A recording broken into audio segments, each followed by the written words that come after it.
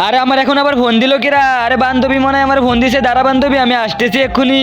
আরে আমি তো আজকে 1 টাকাও ভিক্ষা পাইলাম না, এখন আমার বাচ্চাটাকে আমি কি খাবো? এই যে একটা আফা আপারটুন আমি চাই, আফা আমাকে কিছু টাকা দেন, আমার বাচ্চাটাকে আমি দুধ কিনে খাবো, দেন না আফা আমাকে কিছু টাকা।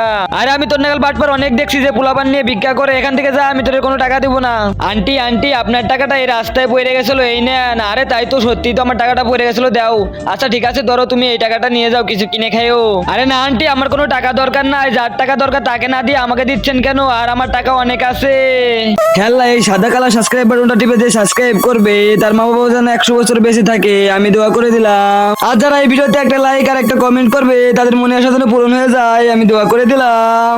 আর আন্টি আপনি গরিব মানুষ দেখলে পরে উপকার করেন, অপমান না। আর আঙ্কেল নেন আপনার জন্য এই টাকাটা, আপনি এই টাকাটাতে কিছু একটা ব্যবসা করেন। আচ্ছা আঙ্কেল তাহলে আমি এখন যাই। আরে বাচ্চাটা তো অনেক ভালো, আমাকে কতগুলা টাকা দিয়ে গেল।